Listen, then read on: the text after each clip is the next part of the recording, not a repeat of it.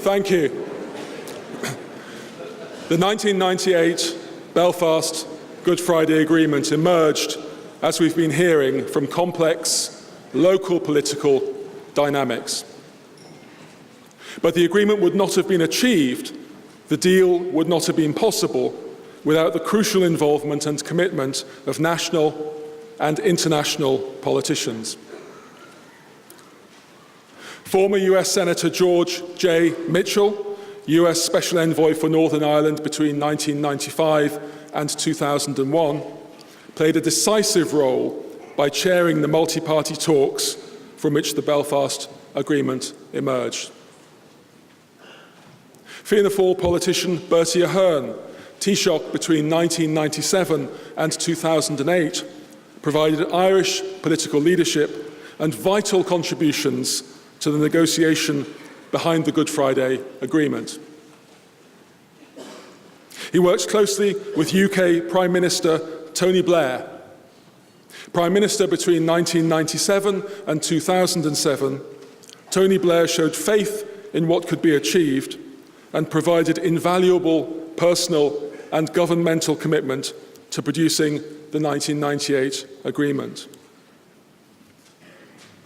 William Jefferson Clinton, the 42nd President of the United States, showed an unprecedented presidential commitment to achieving peace in Northern Ireland.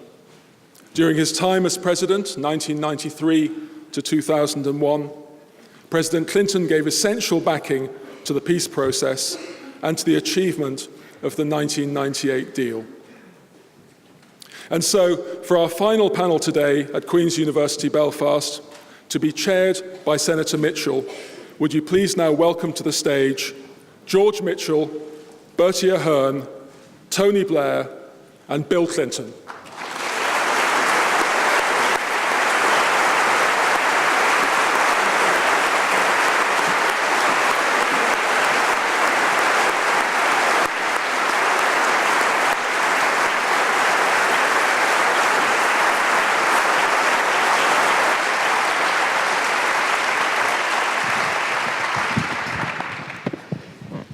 In behalf of the people assembled here and all the people of Northern Ireland, it's a great honor for me to welcome the former Prime Ministers of the UK and Ireland and the former President of the United States.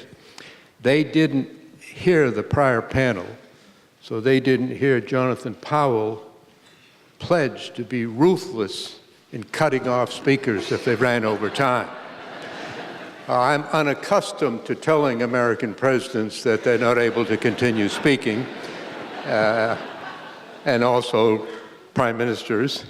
So I'm going to rely upon their good judgment in ending this within the approximately 50 minutes that we have scheduled.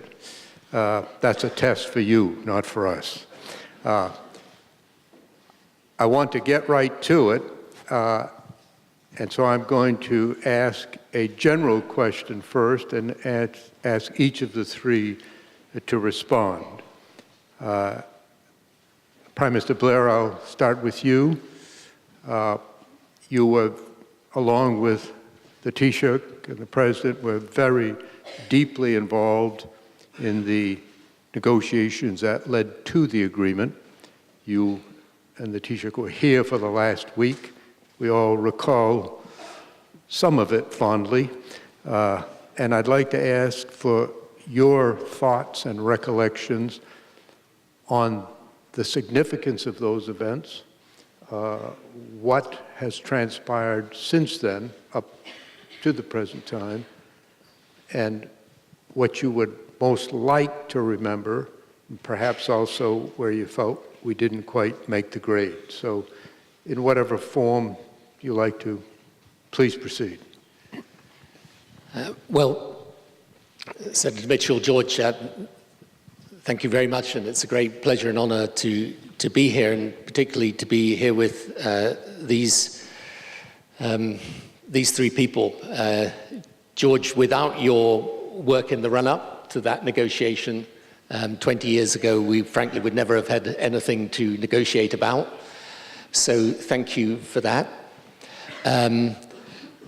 To Bertie Ahern, the Taoiseach, I recall during the whole of that negotiation his total dedication. Even when he had a personal bereavement, he came and he gave his time and his effort and his intelligence and his energy to finding peace. And also to President Clinton, who we're delighted to see here, because he was the call a friend during the course of the negotiation.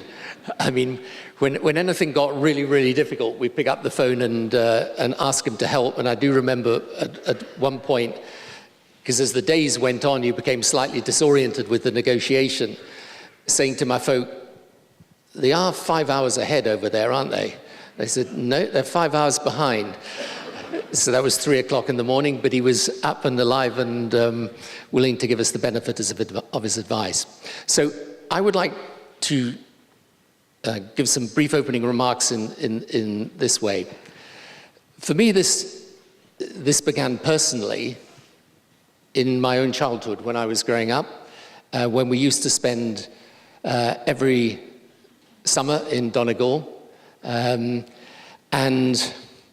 when I remember as the Troubles began in the late 60s, my family that used to have close relationships, although they were from a Protestant background with their Catholic neighbors, how as those Troubles began, those relationships soured. And then we entered into this period of hatred and bitterness and division and terrorism and sectarianism, which then lasted for many, many years. And so those of us who used to remember what things were like before the Troubles and then remember the Troubles, remember what a terrible period it was. And I remember when we came to power in May 1997, at that point, the ceasefire that John Major had put together with a lot of wisdom and energy had broken down. And I actually remember the very first speech that I made as Prime Minister was here in Northern Ireland, really to the Unionist community. And so we began what was almost a year lead-in to that Good Friday negotiation. But even when we got to the negotiation, it was very touch and go as to whether anything was going to happen at all. I remember you and I discussing that at the time, George, and thinking it looked pretty hopeless. But then over the days that followed, we managed to put this together. And we put it together not because of the work that we did, but because there were political leaders in Northern Ireland who were prepared to make real sacrifices and show real courage in the search for peace. But the important thing is this: when we reached that agreement and then announced it, that was the beginning. And I think this is really important in the context of today. We didn't conclude the Good Friday Agreement and then everything was gentle and easy and comfortable. On the contrary, then over the next 9 years, I remember sometimes every month, sometimes every week, sometimes every day, we were working at it again. And we were going back and having meetings, sometimes short meetings, sometimes long meetings. And we were dealing with the new police service in Northern Ireland. We were dealing with decommissioning. We were dealing with criminal justice matters, with cultural matters. And my point is, when we then came to that moment in May 2007, when the executive came up and running and the extraordinary sight of Martin McGuinness and Ian Paisley sitting down together, that was the culmination of a long and arduous road in which we were working all the time to try and make it happen. And my point very simply today is this, because as I've done interviews over these last few days, many people have said to me, well, the executive's no longer up and running. Has it really worked? We even have some politicians saying, does it really matter? The important thing is not to compare where we are with where ideally we would want to be, because ideally we would want to be in a better place than where we are. The comparison is with where we are and where we were. And the important thing is to remember that. Remember when we used to wake up every single day to the news of death, destruction, terrorism. And I know that the tensions are still there, the divisions are still there, the difficulties are still there. But I would say, whatever the difficulties and whatever the challenges, whatever the problems, this agreement is worth preserving and building upon. Don't cast it aside, because where we are may not be where we want to be, but it's a world better than where we were. So this, I think, is the most important thing I would say right now, is to those people who are today in positions of responsibility and have to work out how to work their way through the present impasse, give it your all, don't stop working at it, don't ever give up on it, and realize that what you're doing is vital, it's important, it's about the future of the people of Northern Ireland, and this Good Friday Agreement, for all its faults, is something that was worth doing, and it's worth keeping.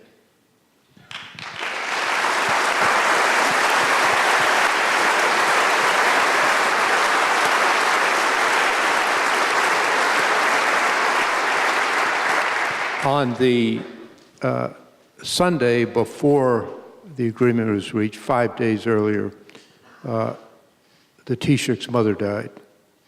And I will never forget he coming here to have breakfast with Prime Minister Blair and I at 7 o'clock one morning, then returning to Dublin for his mother's funeral, then coming back to re-engage in the meetings later in the day.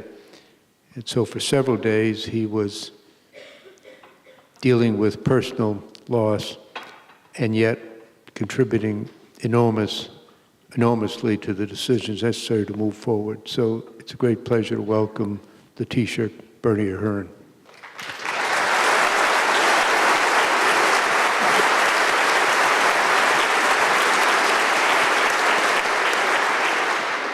Thank you very much, Senator Mitchell and George. It's a great honour to be here, and I know this is a very special place in Queen's University.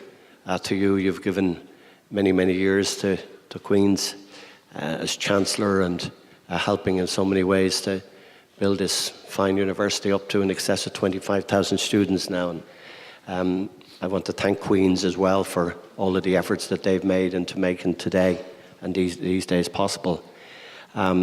It's always wonderful to be with two people that I admire so much, have become great friends. I don't think we ever had rows or arguments. We had plenty of debates, and I want to thank them both for the friendship, the commitment and the effort that they've given to the Irish peace process during 20 years plus. It has been wonderful to work with them. And thank you, Tony, for all those days that we spent together. You could have got a better building than Castle Buildings, but anyway. I did admire Lancaster House, number 10, Leeds Castle, Weston Park. The food was far better and the drink wasn't bad either, but anyway.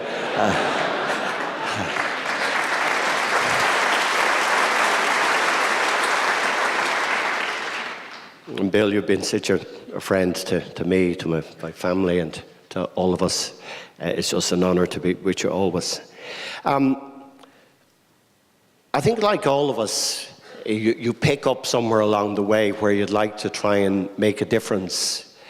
And I think not only in public life or elected life, but you know, when you're growing up, and I grew up, it's 50 years this coming October, 5th of October, when the civil rights movement started, and really which is credited with starting all of the marches and then led on later on into the Troubles.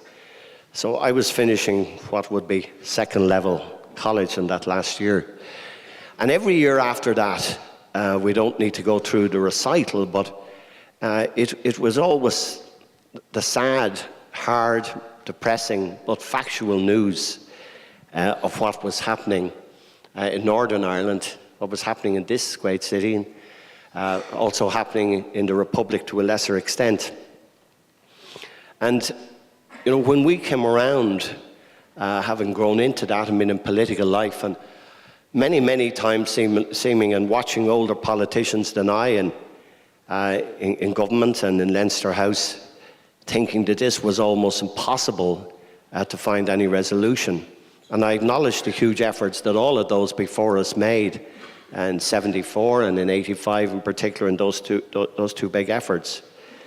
But when we came around, and I remember well, we were talking about 15,000 plus bombs later, 28,000 shootings later, 47,000 events that were of a violent nature, the 3,700 people that were killed, and all of that, and 30 people a month for 30 years dying, and all that happened. It was incredible.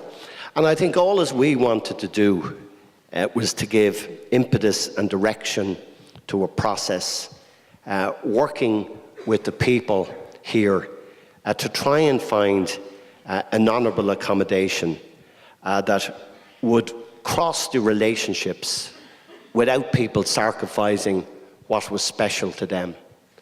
And I think for all the years that I had the honour of working with Prime Minister Tony Blair and working with all the party leaders, I always used to reflect, and I think both of us reflected, and with the enormous support whenever we needed it, not just on the Holy Week of 1998, but in all the years after that when Bill Clinton was in office and when he was out of offices, from his huge amount of visits that he paid to this island, was to see if there was a way that we could help people to hold our aspirations, but at the same time get honourable compromises that would make a difference, and where people could work together and live together and not have violence in their society.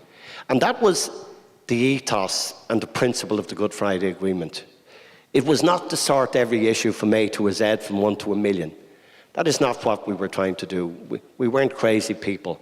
But we thought if we could pull people together, or help to pull people together, or try to get the relationship to understand that there's different objectives and different views and different sides, and that we could do it together. And we had to at times. Tony would take one side, I would take the other. Sometimes we wouldn't be necessarily agreeing, but we worked to try to do that. And what I remember more than anything else, George, was the great people we worked with across all parties, people who were nervous of the position, nervous of what they were trying to do, worried at the same time if we didn't do it, what would happen on the other side of it. And you gave us enough of warnings in that, that if we left this after the agreement, where we would be if we didn't succeed. And I think every day I think of it now, that's the next piece. Like, decommissioning was huge, prisoners was huge, reform of policing was massive, the whole parity of esteem in the criminal justice system, these issues. We spent years at these things with good advisors, good officials, which we remember and thank, and particularly remember those people who are no longer with us, both politicians and officials. But what's important in life, I think, and there's nothing more important than trying to stop people being killed, to let people live their life in the normal way, to educate your kids, see your kids grow, see your grandkids grow, see them work, see peace, see the city develop the way it is now. I walked the other night where I hadn't walked for 20 years. I walked with John de Chastelain down around the Titanic Quarter to see the new hotel and the developments, the most iconic and best visited place in the whole world, the Titanic Centre. And then you feel that you're getting somewhere. And all as I say respectfully to the politicians, big issues were resolved not by the four of us, but by everybody. There are issues remaining. I don't think that they're bigger than the issues we resolved. I'm not saying they're easy or trivialize them. And I do hope that sooner rather than later, not for us, not for legacy issues, not for anything other than the people who live on the island of Ireland, and particularly Northern Ireland, that you must see this through to the next phase. And I wish you well in doing that.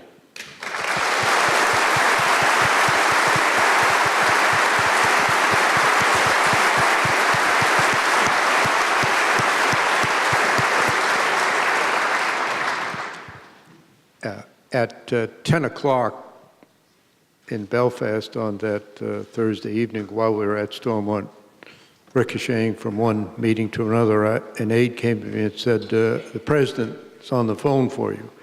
And as I walked from where I was back into my office, I made the immediate calculation. It's the president calling. That began a series of calls that lasted throughout the night. Finally, at one point, it was the next morning here, and I was online. I said, it must be 3 o'clock in the morning. What are you doing? He said, oh, I can't sleep. I've got to stay involved. He was telephoning me and the prime ministers and many of the delegates who were at the talks. It was an indication of the president's deep concern about this. And I also recall, you may have forgotten this,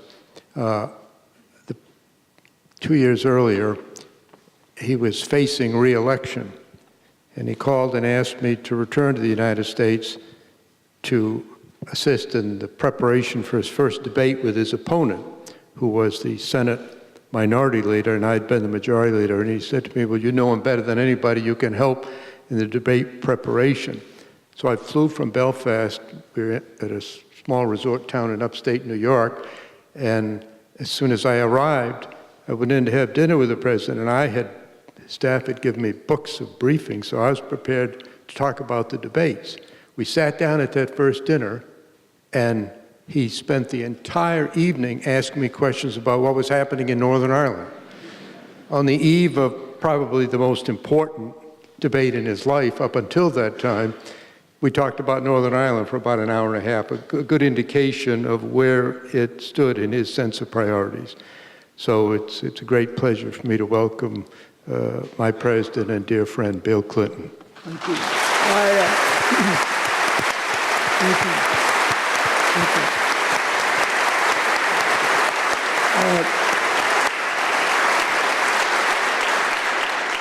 you. Senator Mitchell was too modest to tell you the rest of the story. After I grilled him about the situation in Northern Ireland, we had a mock debate. He played Bob Dole, and he beat my brains out. I mean, it wasn't close. It was a humiliating experience, and I thought, thank God I'm not running against George Mitchell. I did pretty good in the debate because he roughed me up so bad. I'd like to make a couple of introductory comments. First of all, when the United States tries to help someone else in a peace process, the narrower the agenda, the easier it is. For example, there was this huge, almost violence-causing boundary dispute between Peru and Ecuador that ended in the Amazon rainforest. I thought, this is nutty. These people have got a great future. So we sent somebody down there, we solved it, and my only role was to send 10 members of the U.S. military to patrol the border at the end point of the dispute in the middle of the rainforest. When I started, those 10 people all wanted to go AWOL. They thought, Bill Clinton's lost his mind, he sent me out here nowhere. By the time the whole thing was over, they never wanted to leave. Then the more people's lives are infected and the more complicated issues are, the deeper it can get. In the end, there are only two things the United States can do to help other people. Now we may need you to come help us, but in the end,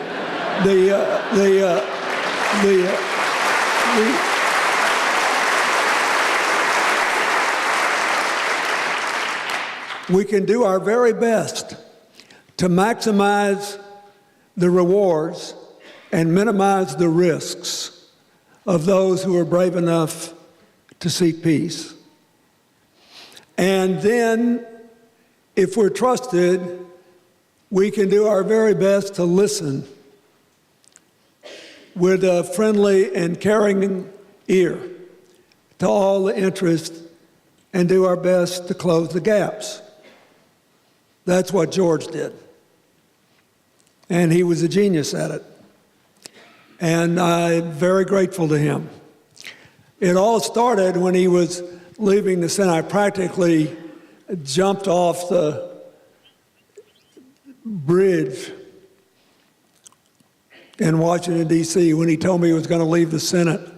So I decided to punish him by giving him a part-time job as a special economic envoy to Northern Ireland, which then morphed into being the peace negotiator. And when he woke me up for the 57th time on April the 9th, I was grouching, and he said, "You gave me this part-time job. Now you have to help me succeed." So I thank him. Bertie and Tony and I became close friends. Our families became friends. They were inexhaustible. I'm grateful to them. But I'd also like to say that I'm very grateful to their predecessors, to John Bruton and Albert Reynolds, and to John Major, who made this first declaration before I got involved at all in December of '92, and could well have been deposed because of it. He had a very narrow majority.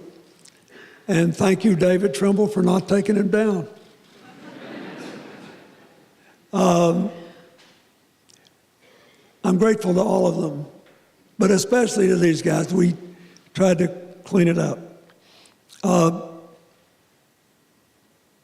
The main things that I tried to do was to jumpstart the thing and to give it early confidence. I had become interested in Northern Ireland when I was a student at Oxford. The troubles began when I was a 22-year-old graduate student at Oxford. And all I knew was that my mother's family was Scots-Irish. They were from Fermanagh. They lived in a little house.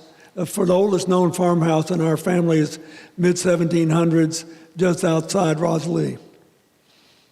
And I'm sure that my Scots-Irish Protestant forebears must have intermarried with Catholics just across the border, because I seem so genetically predisposed to try to get you together.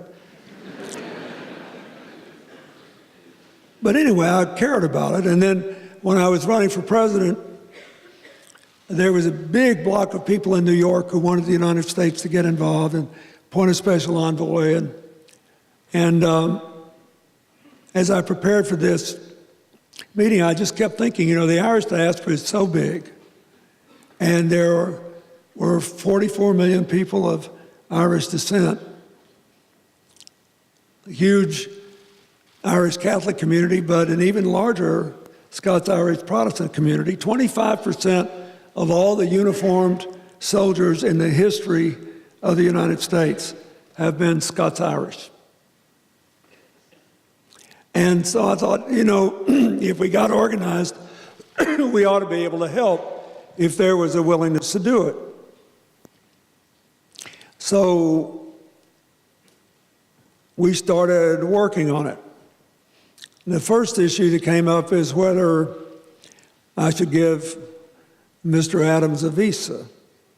When the Sinn Féin had indicated they were interested in an end to violence, the State Department looked at me like I had lost my mind.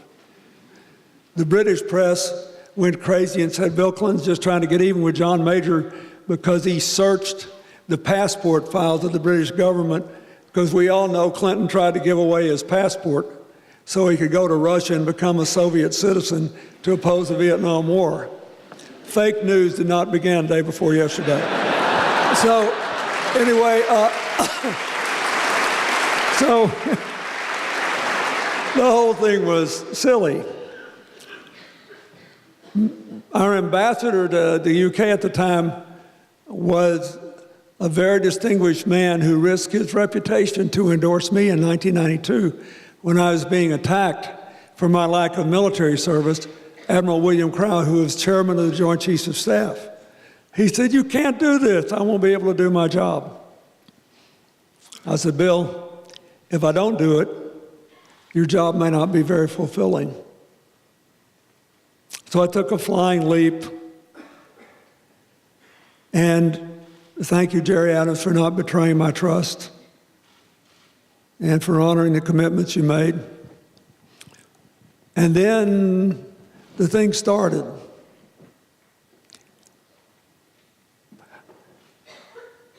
It was hard for David Trimble, but he hung in there. He got a Nobel Prize, but his party lost their leadership within the center right, as often happens. I'm proud of Seamus Mallon and what he did is in government when you guys stood up Stormont. I talked to John Hume's wife, Pat, today, and I thought, you know, they were the sort of spiritual home for people across the spectrum who believed there had to be an end to violence. But they knew their political position would weaken if an agreement was made, because once an agreement is made, you want the toughest people you can to work out the details. So we wound up with the famous odd couple of McGinnis and Paisley. Now that I could not have mediated. It made it work. And Peter then came along, and I thank you. I thank all of you who served. I see Mark Durkin out there and all these people. They deserve all the credit.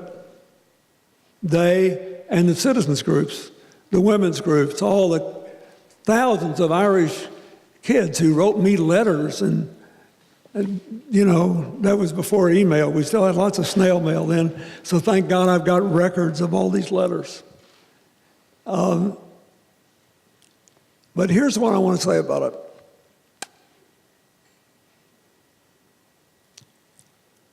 In the wake of all this tribalism going on all over the world today, all this identity politics, all this, it's almost deeply psychological belief that there has been so much economic change and social dislocation and rearranging the deck chairs and society's hierarchies that people are pulling back. The Good Friday Agreement is a work of genius that's applicable if you care at all about preserving democracy. That's the first point I want to make.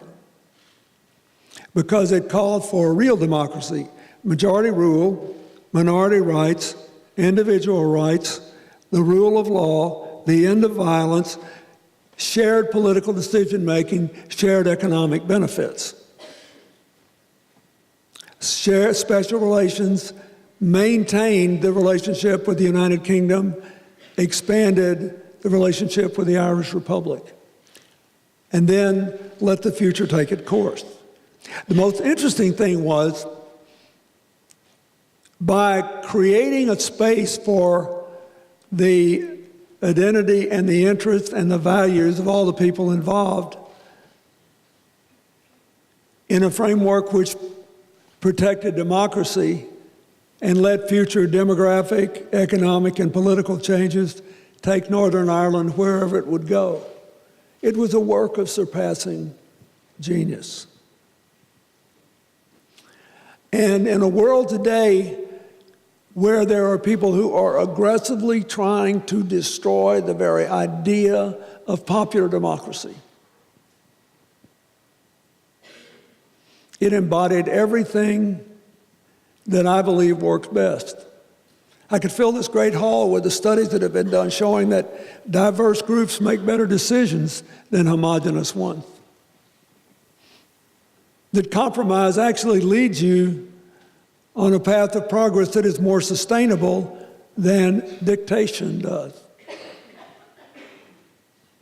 So what I want to say to you is, and I know George is going to do some follow-up, but do not underestimate the value of the fact that this was done by people of different parties, different persuasions, and not one damn time, as nearly as I can tell, in the whole process did anyone ever suggest that democracy itself should be abandoned, that the results of elections should not be respected, that some people's votes should be denied, discredited, or that facts were not facts.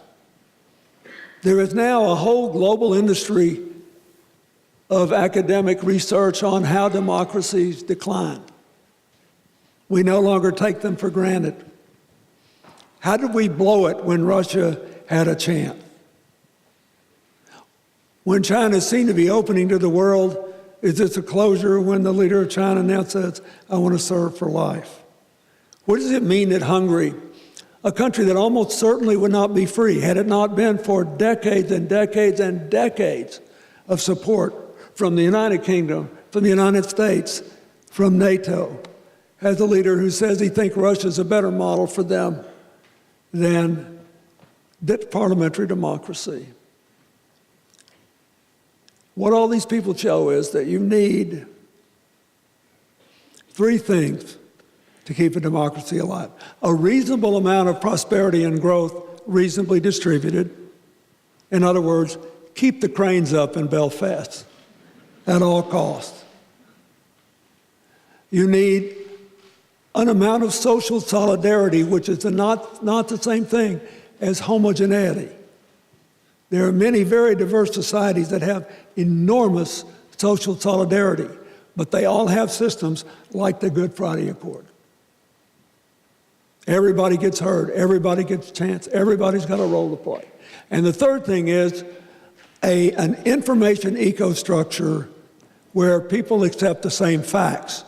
So at least they're arguing off of a rational basis. In other words, I'll take education. You can argue about what's the best way to teach arithmetic, but first you have to agree that 2 + 2 = 4. There are all these forces today designed to convince people that that may not even be true. So you have to have all this. You've got that. You have 20 years of this deal, and you have the preservation of democracy under extreme duress.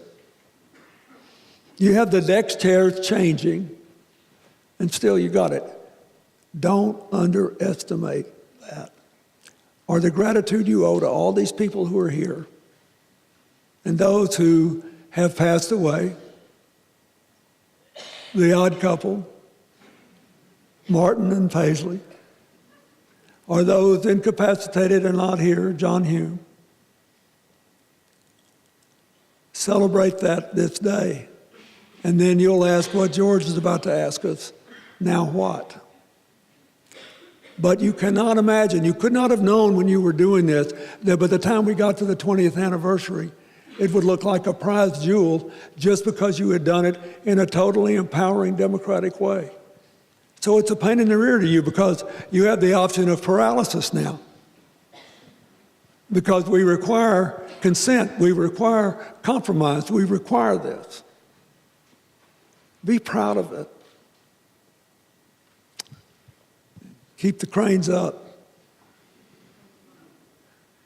Keep the voices free. Keep the votes fair. You'll figure it out. Thank you.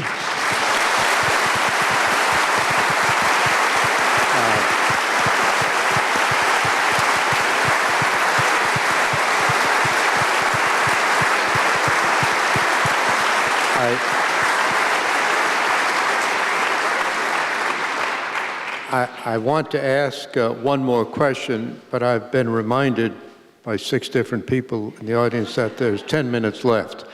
So I'm going to exert my executive authority and say there's 15 minutes left.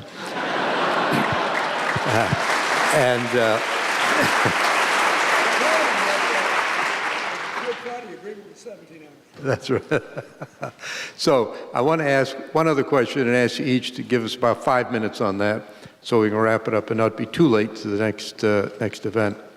And I'll begin again with the Prime Minister.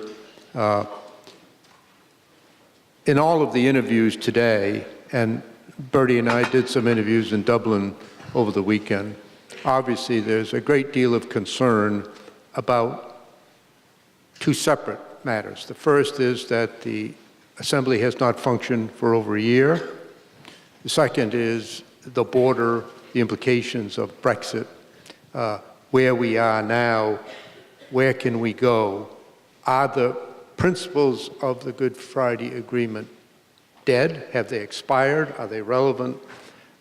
So, Prime Minister, any thoughts you have to begin, and I'll ask you, the Taoiseach and the President, give us about 5 minutes each on, to the extent that you wish to do so, current events, the current application. What does the future look like? People are still apprehensive. Sure, thanks, George. Just before I answer those 2 points directly, I should say that I completely agree with Bertie about castle buildings. And I actually remember leaving castle buildings and going straight to the plane where I was due to go, and I had been due to go 3 days previously with my family to go and spend a weekend with the family of the Prime Minister of Spain at the time, or to have a sort of high-level discussion. So I was like 3 days late. Anyway, I get on the plane, and just as we're about to take off, the pilot comes back with a little Nokia phone and says to me, "There's someone on the phone for you." And I say to him, "Look, man, I'm really white. I don't want to speak to anyone." He says, "Well, she says she's the Queen." So I said, "Well, in that case, I better take it." So I take it. Anyway, I then fall asleep. I get to Spain. I get to the Prime Minister's place, and I say to him, "Look, I'm really, really sorry. I'm like 3 days late, and I've left you with my family and my wife, my kids, my mother-in-law." And he says, "Yeah, no," he says, "I've been having a great conversation, actually, with your mother-in-law." I said, "Okay." He says, yeah, about Gibraltar." I go back to say, "Grandma, what you've been saying." Anyway, as if we hadn't enough to deal with. But, so look, first of all, let me deal with the Brexit, which I could obviously talk not for 5 minutes on, but 5 days.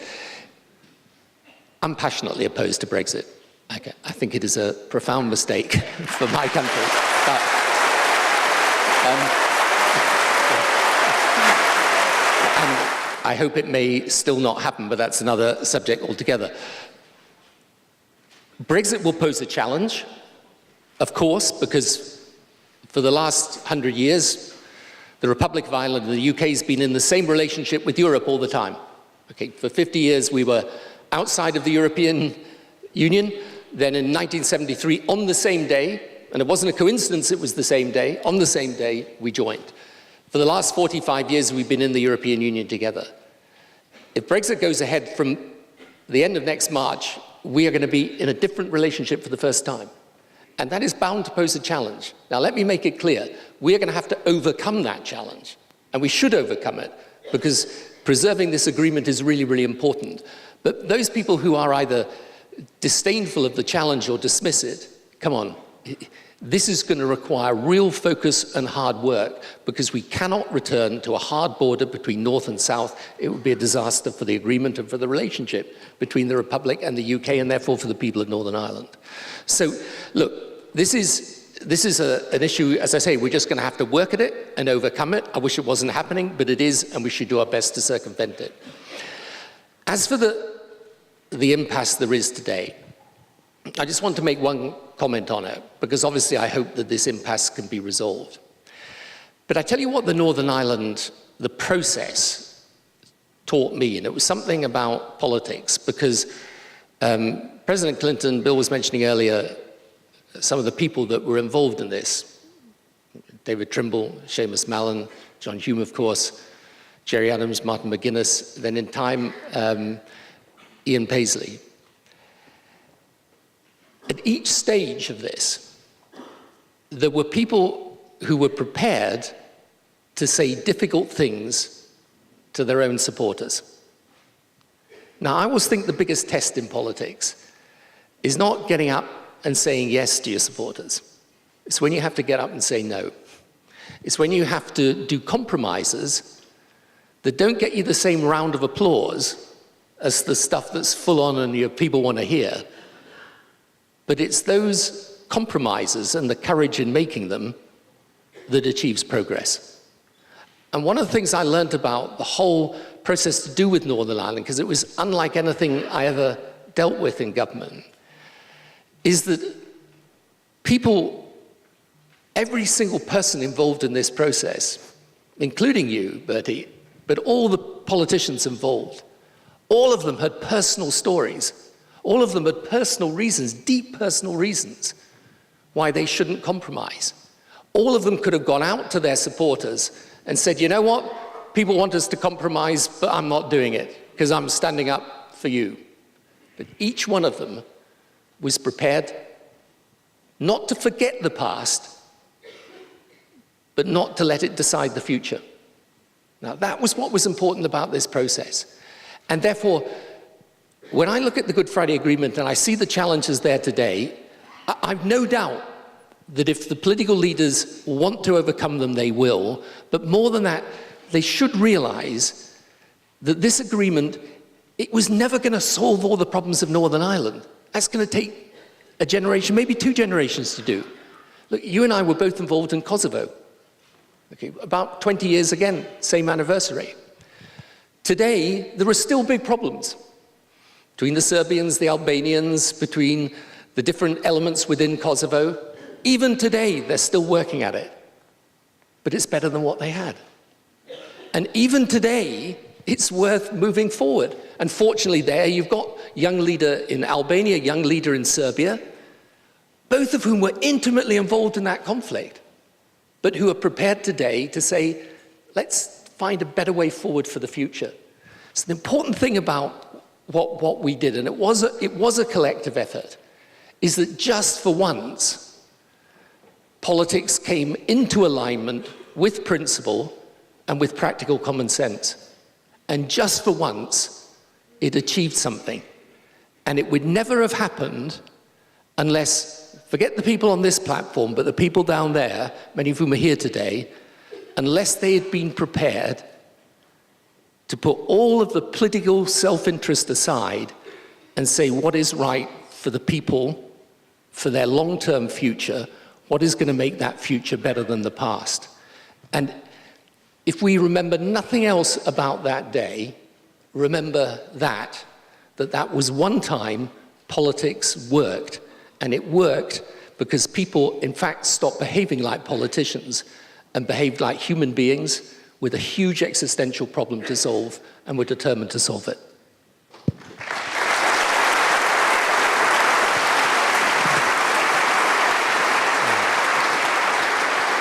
Taoiseach.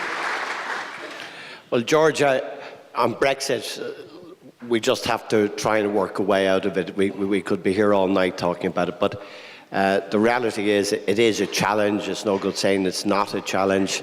It has to be negotiated. We cannot go back to any kind of a border that would be madness for all of us. Everybody, the European Union, the British government, the Irish government, all the parties have said they don't want that. Of course, it's more difficult when you get into the small negotiations how you do that, but we're not going to try and do that today, and I just think we have to work our way out of it. I'd say one thing, but I said it earlier with Tony. We had a great relationship, the Irish government, the British government working, and others had before us and after us as well.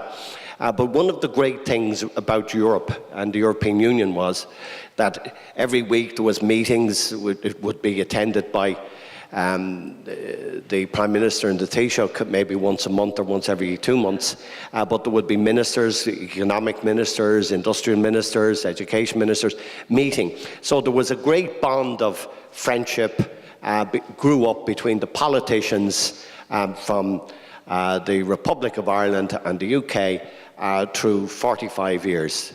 And the officials as well, which was very important to it. That ends next March, because that basis of people meeting, that location of meeting is finito come next March. There hasn't been enough of focus on that because so many issues were sorted out on the ends of meetings.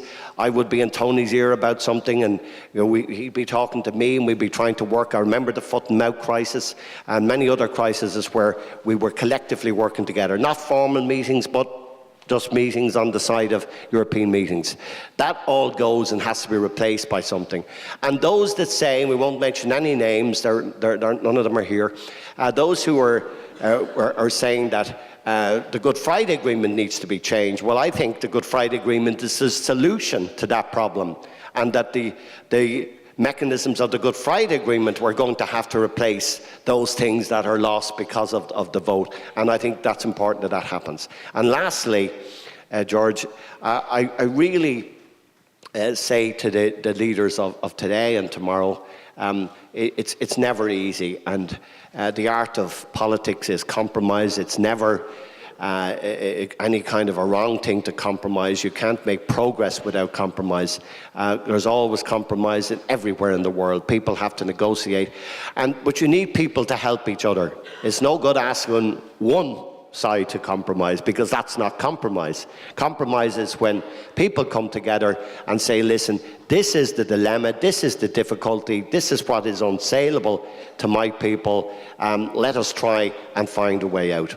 I've spent a lifetime, whether it was in Europe, whether it was on trade unions or employers or farmers or anything, of trying to work out solutions and compromises. And I think all you have to remember, what makes it better for the ordinary Joe and Mary Soap on the street? What makes their life easier? What makes it easier for them to run their family and educate their kids and have a job and enjoy a social life and get an annual holiday if they can, and to go on? And that means the political system has to work. And let's be frank about it. Don't we all go into politics to have a say? Some people like to have a say in opposition. Well, I think that's never wise. But I think it's always best to be able to do something about it, but I understand why some people never want that responsibility. But I think in the arrangement that we have in the Good Friday Agreement, it is the people collectively work together to make the decisions. The decisions about education, about health, about infrastructure, about welfare. And you know, I know that the 9 civil servants that are running Northern Ireland now are all brilliant people. I don't know if they're men or women or whatever, but they're all brilliant people, and I congratulate them on the effort. But we all know, because I meet people every week that tell me there are hundreds of decisions not being dealt with because of the stalemate. So isn't that a good reason to try and end the stalemate? I wish you well in doing it.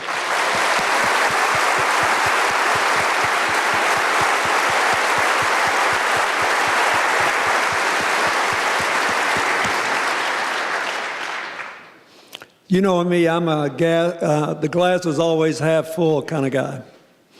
So I wish all of you could be up here with my vantage point. So when we all started out, George Mitchell, before he was ever a senator, was a genius young federal judge. Bertie and Tony and I, when we first got elected, most people didn't think we had enough sense as our age to be assuming the responsibilities we did. Now we're arguing which of our grandchildren will win a Nobel Prize in particle physics. Why do I say that? Because I'm sitting here and my view is Arlene and Mary Lou sitting in the same row. We just got to figure out how to get them to sit next to each other. And now wait a minute. Is there any other place in the world where the two leading parties are headed by young women, freely elected? So you got the old gray-haired guys can still talk on the stage about yesterday, but tomorrow is in their hands. And I have found it is always easy to pontificate about somebody else's problems. So I have no specific thing to say, because whatever my opinions are not possibly informed by what pressures are on them one way or the other. I just know this. It's a good thing that without bullet flying, these two parties, for all their differences, have been willing to invest their future in two women who have their own children and their own investment in your future first. Second thing I want to say is that the one thing I can say that age brings is too late sometimes, is an intimate familiarity with your own mortality. The country in this world with the largest number of women in government and a parliamentary majority of women is Rwanda. Why? Because they had a genocide and 10% of the country was killed in 90 days. And 85% of the people killed were men. It created a lot of promotion opportunities. You didn't have that, and yet there they are. Let them be a symbol of the future. One thing we have to do in life sooner or later is decide how we keep score. You can't control whether you win or lose all the time, but you at least ought to know as soon as possible how you're going to keep score. You heard what Bertie said. How does it affect the ordinary person? So I have one practical suggestion.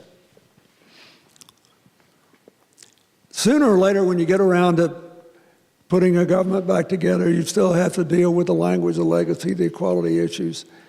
Those are issues on which, if being together is important and ending paralysis is important,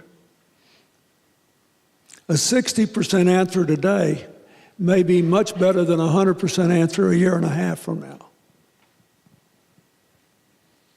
In the meanwhile, this Brexit thing can burn you badly if it's done wrong, or if special consideration is not taken of the economic decisions made under your leadership at the time.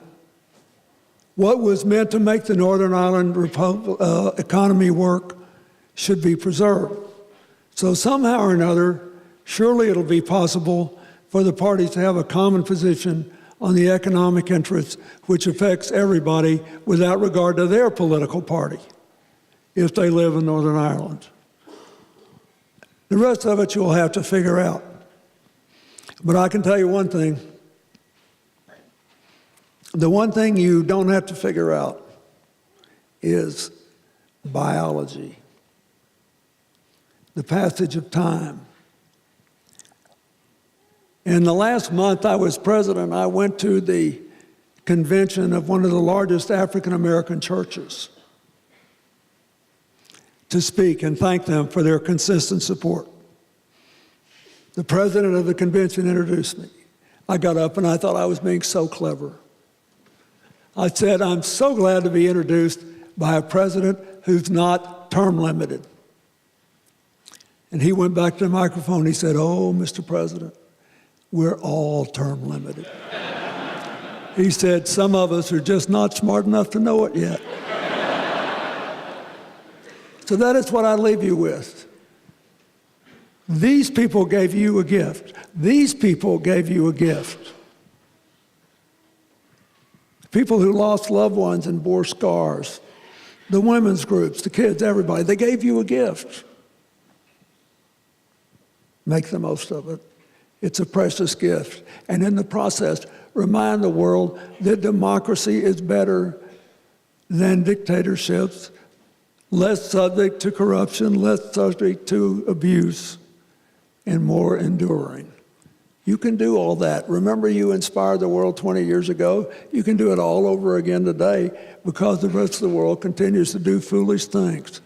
You do smart things. Save the peace, save the freedom, save the democracy, inspire the world. God bless you. Good luck.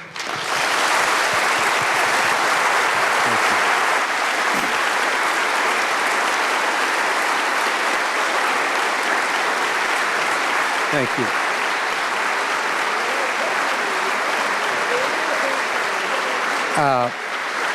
I'd like if before we conclude these proceedings, I'd like to mention two men who have been mentioned earlier today, but I want to say a special word about them.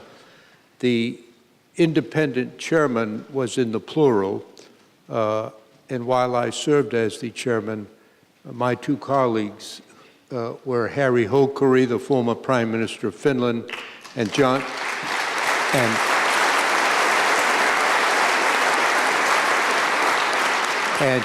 de Chastelain, the former Chief of the Canadian General Staff.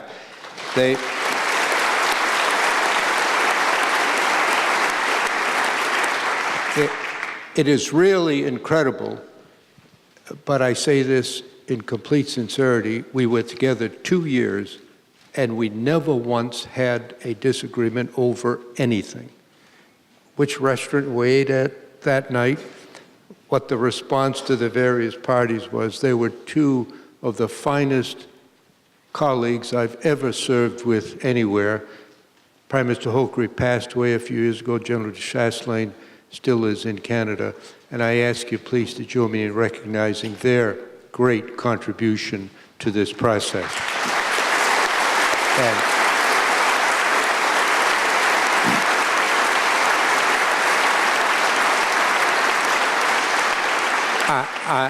I'm going to add to my list of lifetime achievements that moderating a program with 3 former heads of state, we only came in 13 minutes late. Vice Chancellor. What a wonderful afternoon. One for the history books. I'm sure you'll agree with me that we have just experienced something that is truly unique. Having the key players from the Good Friday Agreement period brought together to mark its 20th anniversary has been really something very special. Getting the perspectives and insights of our contributors this afternoon into how the agreement was reached was truly enlightening, allowing us to reflect on just how far we have progressed in Northern Ireland and indeed the considerable distance we still have to travel. I well remember standing in my kitchen in Belfast, listening to the announcement that the Good Friday Agreement had indeed been agreed by the Northern Ireland voters. I was delighted. A new era for my young family to grow up in safety here in this great city. I have no words that can improve upon what we have already heard this afternoon, so all that remains for me is to once again thank all our speakers, our chairs, and our panelists for an afternoon that will remain long in our memory. Thank you also to Richard English and Hastings Donnan, and to the other members of the Senator George J. Mitchell Institute, who, together with colleagues from across the university, have worked tirelessly to ensure this event was such a success. Thank you also to Yvette for keeping the programme flowing smoothly.